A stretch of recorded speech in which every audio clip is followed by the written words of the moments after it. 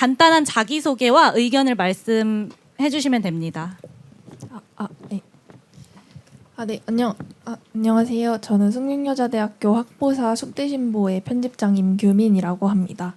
먼저 오늘 청년들과 직접 만나서 목소리 전할 수 있는 자리를 마련해 주신 것에 굉장히 감사하다는 말씀 드리고 싶습니다.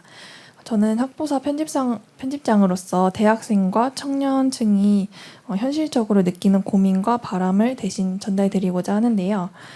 청년들은 양질의 일자리가 부족해서 단기 알바나 불안정한 노동에 의존하는 경우들이 굉장히 많습니다. 그리고 인턴, 현장 실습, 대외 활동 등의 다양한 경험이 실제 취업으로 이어지지 못하는 경우들이 많고 해당 활동들이 무급이나 저임금으로 진행되는 경우들이 더러 있는데요. 이에 청년들의 사회 경험과 취업 연결성을 높이는 그런 정책들이 청년들에게 큰 도움이 될 것 같습니다. 예를 들어 현재 노동부에서 진행 중인 일경험 사업 같은 그런 정책들을 규모를 더 확대하거나 참여 가능한 직종들을 더 범위를 넓히는 방식으로 개선하는 것이 다양한 경력을 쌓고 실질적인 취업 기회를 얻을 수 있도록 그런 방법을 마련하는 데 도움이 된다라고 생각을 하고요. 이와 관련해서 청년들의 사회 경험과 취업 연결성을 높이기 위해서 정부 차원에서 다른 사업이나 정책을 다양하게 만들어주시면 감사하겠습니다. 그리고 오늘처럼 청년들의 직접 의견을 전달할 수 있는 자리가 앞으로도 더 늘어나면 좋겠다는 말씀을 전하고 싶습니다. 감사합니다. 우리 오늘 학보사에서 꽤 많이 오셨다고 그러더라고요. 네, 하여튼 반갑고요. 지금 청년 취업과 관련해서는 여러 가지 이제 논점들이 있는데 제가 이제 사실 이게 그리 바람직하지는 않지만 제가 대기업 회장님들한테 읍소 부탁을 해가지고 청년들 좀 뽑아주세요. 부탁을 했는데 다행히 부탁을 좀 들어주고 있어요. 그래서 하반기에 몇만 명 신규로 아마 청년들을 신입으로 뽑게 될 것 같은데 이게 매년 그러면 계속 확대돼서 갈 거냐 아마 쉽지 않을 수 있죠. 물론 뭐 삼성은 계속 하겠다고 하던데. 근데 이게 어떤 문제가 있냐면 사실 이제 여러분의 문제이기도 한데요. 기업들 입장에서 경력직을 단기로 뽑는 건 이유가 있어요. 제가 경영을 하지는 않지만 그 사람들 입장에서는 첫째로 효율적으로 이미 훈련된 사람을 뽑았으는 게 이익이다. 뭐 이게 뭐 당연하겠죠.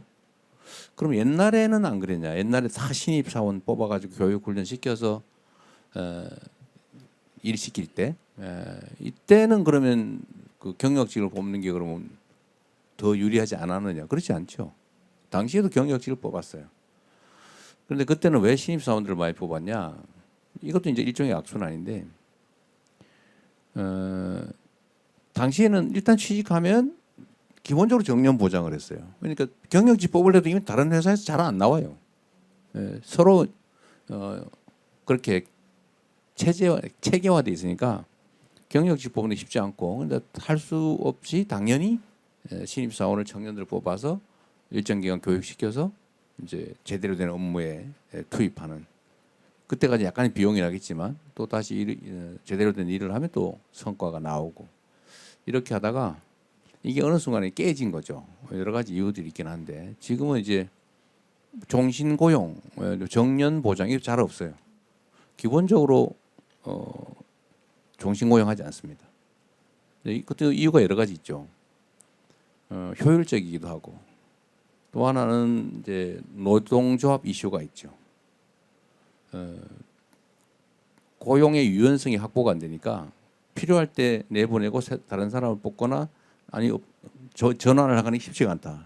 그러니까 기본적으로 계속 쓸 거라도 일단은 뭐 한 2, 3년 계약으로 연 계약으로 계속 갱신하는 방식으로 쓰게 된 겁니다.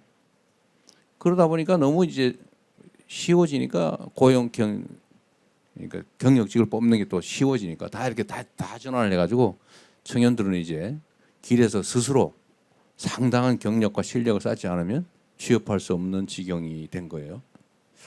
그래서 이거는 좀 구조적으로 정규직 취업을 정규직 채용을 회피하는 문화.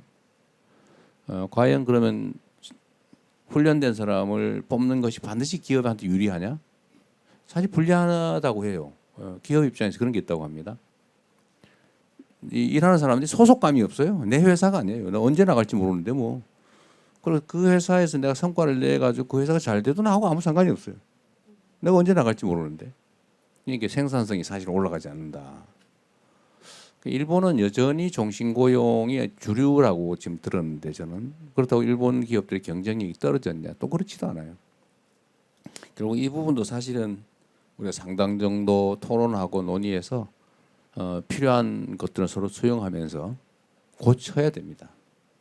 그리고 우리 노동부 장관님 말하기 되게 어려울 텐데 청년 고용을 지금 어쨌든 몇만 명 해주겠다고 지금 이제 하는데 이게 지속되려면 기업들이 손실이 없어야 되거든요. 그 손실을 어떻게 보전해 줄 거냐. 교육 훈련을 기업들이 대신하는 거잖아요. 지금은 돈으로 정부 재정으로 다 교육 훈련 시키고 있거든요. 근데 이제는 기업들이 만약에 그렇게 해주면 기업들이 하는 그 역할에 대해서 세제 혜택을 주든지 어떤 경제적 혜택을 주어서 손해가 안 나게 하는 그런 시스템도 좀 필요하지 않을까 하는 생각이 듭니다. 자, 다음부터 말 많이 안 할 테니까 많이 하세요. 네, 감사합니다. 오늘 제가 말 많이 안 하는 게 컨셉인데.